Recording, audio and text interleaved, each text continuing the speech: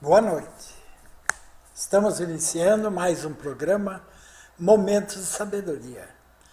E olha, estou chegando no teu lar com muita alegria. Pelo prazer de estar aqui falando dessas coisas maravilhosas que alavancam a nossa evolução, o nosso crescimento. Gente, hoje eu estava pensando sobre a questão dos professores. Eu atendi já muitos professores. E hoje foi um dia de atendimento a uma professora que os relatos que ela me deu, para ser professor hoje, nos dias de hoje, tem que ser tomado como um sacerdócio, de muita renúncia, muita paciência, não só no lidar com as crianças. Estamos falando de crianças, mas também com os pais. Gente, está difícil. O momento está difícil. E isso traz para o nosso conhecimento como um alerta de que precisamos realmente priorizar a educação. Não é o governo que educa os nossos filhos, somos nós. O professor ensina, ele não educa. Para manter o equilíbrio dentro da sala, são tantas dificuldades. Por quê? É óbvio, as crianças chegam na escola achando que são donas do mundo. Então elas estavam me relatando. Conversam sem parar, andam dentro da sala. Gente, quer dizer, se a pessoa que está no exercício dessa nobre profissão não tem nenhum dom, nem vocação para professor, é apenas um funcionário, geralmente público, né, que está ali apenas pelo salário, vai levando em banho-maria e as crianças, do jeito que entram, acabam saindo da escola. Então é complicado, gente. Por isso que eu vou frisar no dia de hoje a necessidade da educação no lar. No lar, pense bem como é que vocês estão tratando esse problema tão grave, num momento onde nós sabemos, gente, que os espíritos que estão reencarnando, já desde 90, que hoje já são jovens, muitos deles, né, construíram uma geração de nem estudam e nem trabalham. E andam por aí de carros de luxo, dando trabalho, não é? E também muitos enfiados nesses pancadões do mundo. Gente, é lamentável ter que abordar um tema desse, não é? Porque espiritismo é isso. É falar com propriedade sobre os acontecimentos, fundamentado num conhecimento maior que transcende a realidade física, material. Está aí uma era de renascimentos de espíritos que já estão na Terra há mais de 2000 anos. Não é? Assim, 2000 anos, enquanto nos oferece a história, né, de conhecer uma parte, não é, dos espíritos que já reencarnaram e passaram e continuam passando por aqui.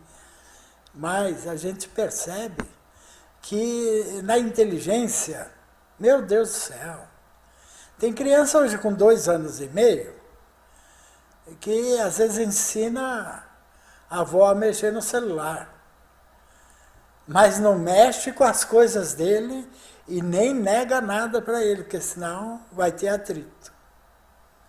Então, não é fácil. Não é fácil para os pais, não é fácil para os professores. Por quê? São espíritos de muita inteligência, mas que, né, não tenha nem dúvida, falta sentimentos. E quando falta sentimentos, cria-se uma psicopatia infantil.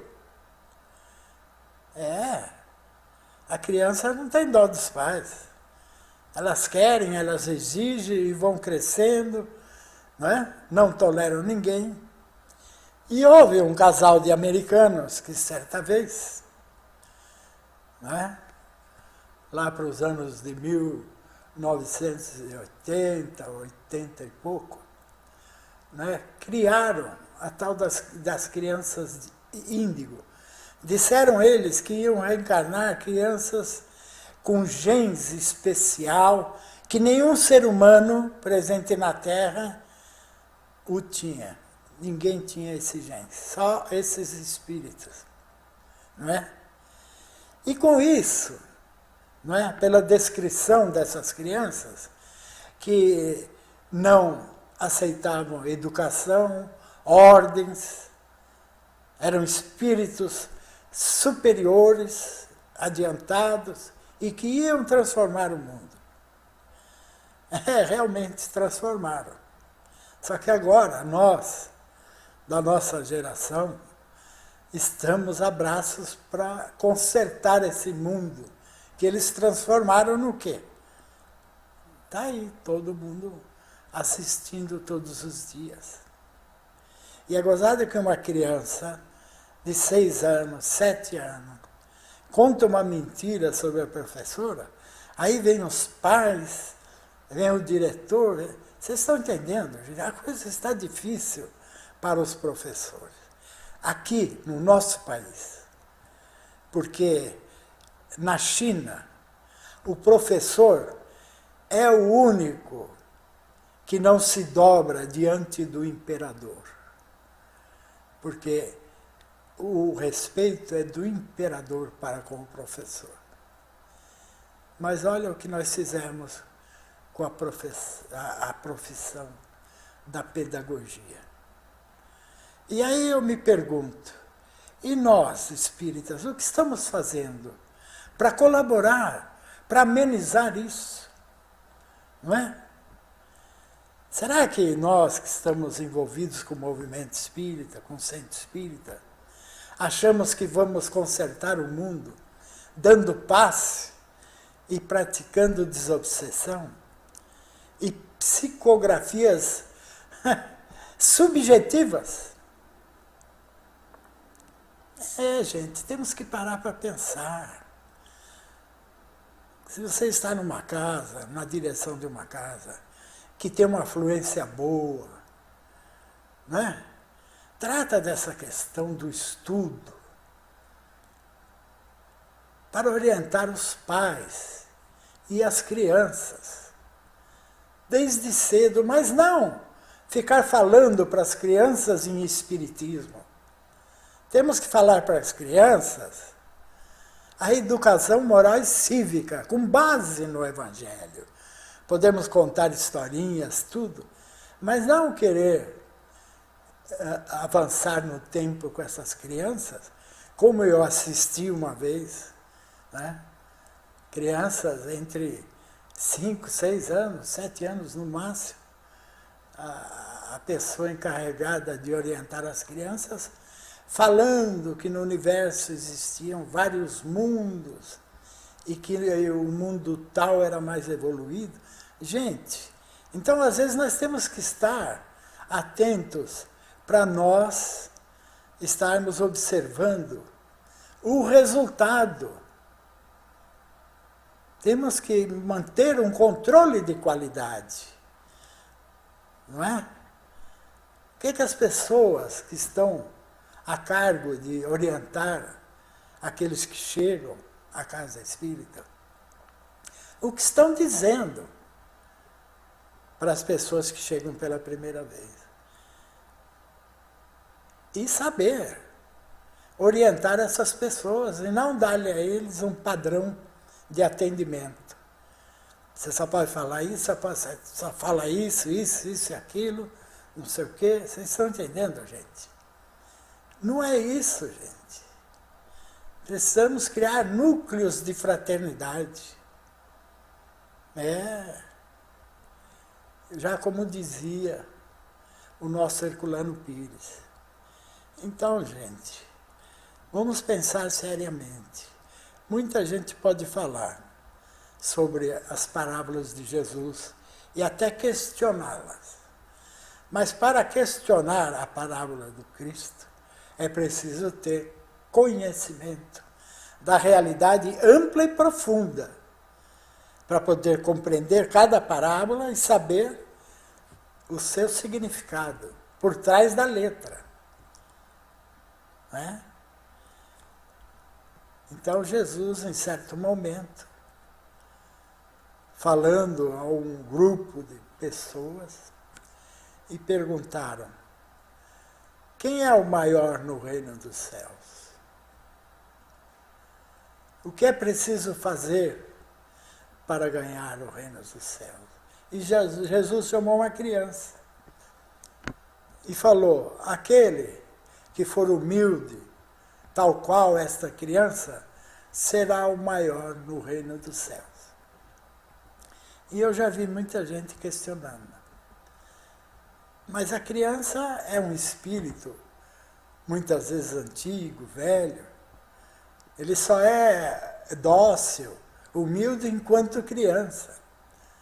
Então, por que Jesus usou a criança para referendar aquele que poderia ganhar o reino dos céus e ser o maior no reino dos céus? É óbvio, Jesus se referia à criança encarnada. Ele não quis dizer, se ele falasse este espírito, como o espírito dessa criança, seria diferente. Mas ele falou, esta criança, como esta criança, que é uma condição. E realmente uma criança, hoje já nem tanto, né? Mas no meu tempo, uma criança de 6, 7 anos, não é? Tinham assim um semblante, um comportamento humilde, respeitava, não é?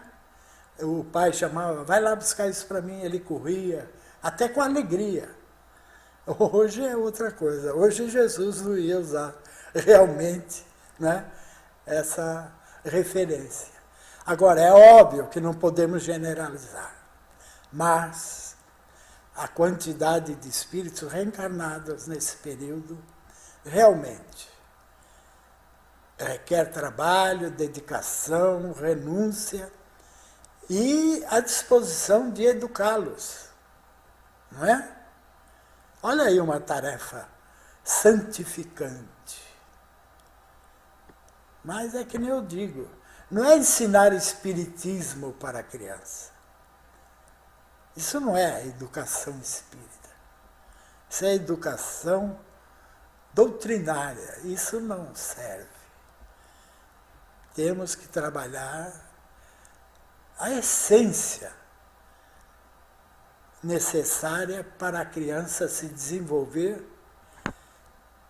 com sabedoria, respeito e, evidente, construindo a ética nas suas atitudes. Porque desde criança, eu lembro de várias escolinhas que a minha mãe, de historinhas que a minha mãe me contava, né? E eu lembro que às vezes eu andei mentindo para ela. E aí então, um dia eu perguntei como é que era o céu, né? Como é que era o mundo espiritual. E ela falou, olha, lá no mundo espiritual é igual aqui. Tem uma porta grande, né? E lá em cima da porta de entrada está escrito assim, aqui não entram os mentirosos e os preguiçosos. Olha que lição, desde cedo. Eu tinha aqui meus 7 aninhos, 8 aninhos no máximo. Aquilo gravou, gente. Então, é o que eu digo. Educação é no lar. Não é? Cultura, aprendizado sobre as questões do mundo, é na escola que nós aprendemos. História, matemática, geografia. Agora, quem vai ensinar para as crianças uma história tão bela como a do Cristo? Não é? Gente, estamos aqui falando com vocês e não para vocês. Eu vou dar um tempinho e já volto.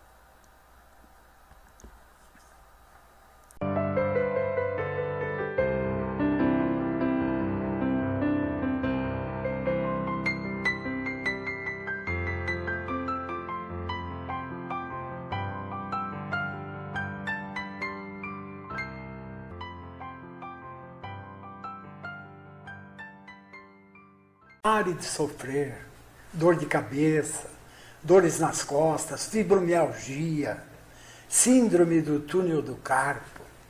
Agende uma massagem agora mesmo. A massagem psicossomática. E você vai se libertar de todo esse sofrimento.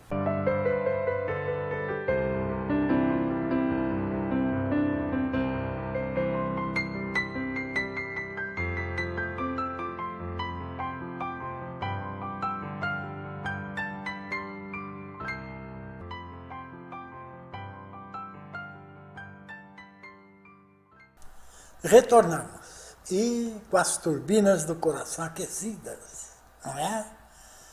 Gente, vamos aproveitar esses momentos da nossa vida, não é? Às vezes ficamos aí sofrendo desnecessariamente. O que é sofrer desnecessariamente? É você, por uma questão de caráter, de sentimentos, né? Porque a pessoa, ela se condiciona a certos impulsos, a certas tendências, e vai criando sofrimento à sua volta.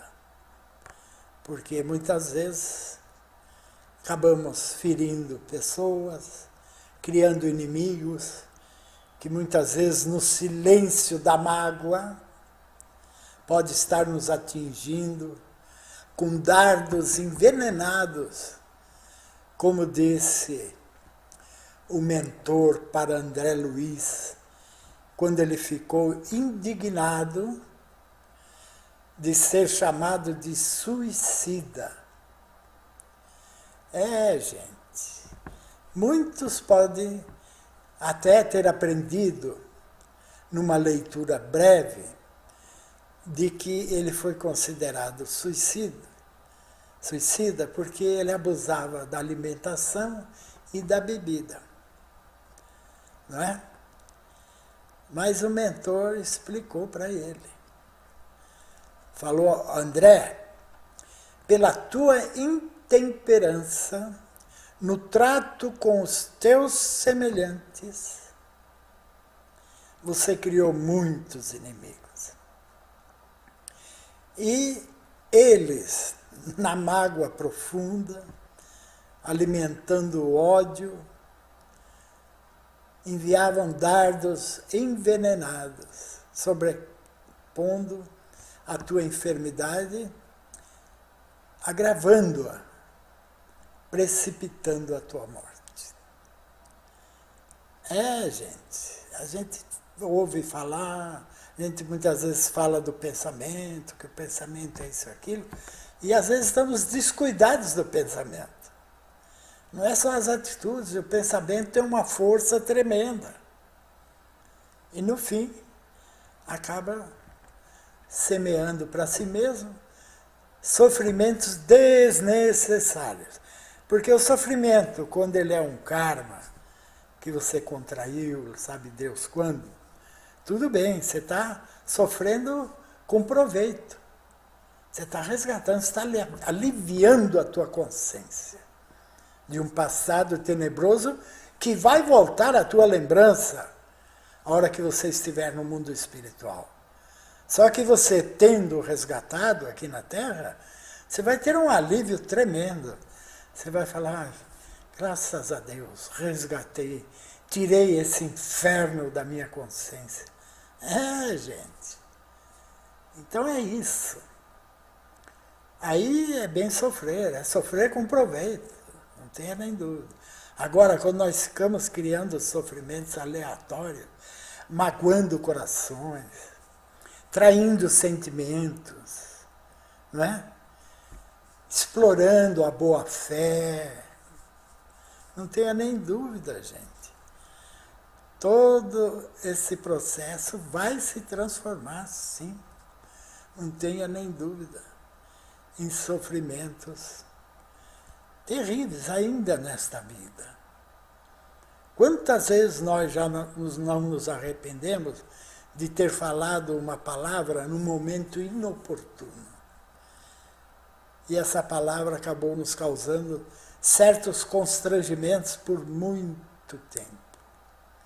Então, vamos pensar bem, gente. Amar, perdoar e servir. Não vou cansar de repetir. Essa é a chave do tesouro da felicidade. É o caminho, a verdade e a vida, proposta pelo Cristo.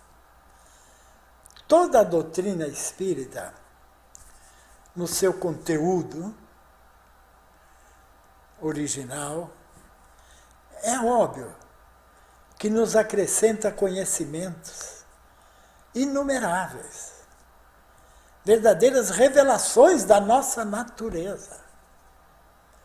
Mas para que, neste período, os Espíritos nos revelaram toda essa gama de conhecimento sobre a natureza de todos os seres e de todo o universo? Principalmente, nos trazendo o autoconhecimento. Por que nos trazer esse conhecimento? Para nós, compreendendo as leis que nos são reveladas, compreendendo a nossa natureza, a reencarnação, nós começássemos a cuidar melhor da nossa vida no planeta. Procurando o Cristo, que é uma referência da doutrina dos Espíritos, que nos coloca o Cristo como o exemplo do homem perfeito. Então, não é para adorar o Cristo, não é para ficar babando Jesus Cristo, né? É para respeitá-lo como o nosso irmão mais velho, amigão do peito, que veio aqui, enfrentou essa barbárie toda do ser humano, sem evolução ainda, é óbvio, que se já tivesse a evolução, não precisaria, mas havia necessidade, porque seria o segundo impulso para o homem alcançar o caminho da felicidade e encontrar com o Deus verdadeiro, que é essa inteligência suprema que nós podemos identificar olhando para qualquer lado da natureza. Então, quando você tem todo esse conhecimento, meu Deus do céu, você quer realmente seguir o Cristo. E o Cristo será o norte da tua vida, só que numa compreensão maior, não como aquele ícone religioso, mas como o Cristo sábio, não é? Então é isso, gente. Amar, perdoar e servir. Sem amor, nós ressecamos. Realmente. Estamos vendo aí o que as pessoas sem amor fizeram com o nosso país. É a tal da psicopatia. O psicopata, ele não desenvolveu sentimentos. E às vezes é uma pessoa requintada em termos sociais, né? Os hipócritas, por exemplo, né, são profundamente psicopatas. Então, gente, hoje você conheceu o Espiritismo, que eu canso de falar, cria um pouco de coragem, vai na livraria, compra o livro O Céu, o Inferno, o que é o Espiritismo, né? O Livro dos Espíritos. Tem a Gênesis, você que gosta da ciência, leia a Gênesis, você vai ver que tem muita coisa revelada nesse livro fantástico. Não tenha nem dúvida. É que as pessoas às vezes ficam retraídas porque elas pensam que para ser espírita tem que frequentar centro, tem que desenvolver mediunidade. Infelizmente é esse o paradigma que nós lançamos por aí. Então as pessoas, é óbvio, ficam receosas. Agora, tem algumas pessoas que gostam, acreditam que possam desenvolver a mediunidade e ficam lá esperando acontecer. E é tão simples saber quando a pessoa é médium ou não. É só se questionar, poxa, por que eu posso ser médium? Por que eu seria médium? Se eu nunca vi um espírito, nunca conversei com um espírito. Então você já sabe que você não é médium. Porque o médium, desde criança, já começa as suas manifestações. Então é isso. Nós temos que sair desse compromisso que muitas vezes nós assumimos e ficamos aí, parados no tempo. Ninguém vai conseguir consertar o mundo dando passes, nem fazendo psicografias, principalmente essas psicografias subjetivas que rolam por aí. E nem tampouco com a desobsessão, né? Que acho que hoje o ser humano encarnado é o grande obsediado de si mesmo, não tenha nem dúvida. Então, queridos irmãos e irmãs, muito obrigado. Estamos aqui no final desse programa, de mais um programa, né? E eu vou deixar aqui a leitura de um soneto referente ao que estávamos falando agora há pouco. Guarda o homem sem razão a mágoa no peito contida, encurtando a própria vida, dilacerando seu coração. Traz o órgão do sentimento fechado em sombrio ataúde, prejudicando a própria saúde, condenando-se ao sofrimento. Se fosse bastante inteligente, libertaria a própria mente, furtando-se de sofrer tanta dor. E numa atitude de bondade, recuperaria a felicidade, perdoando o pobre ofensor. Um beijão no coração de todos vocês e até o próximo programa.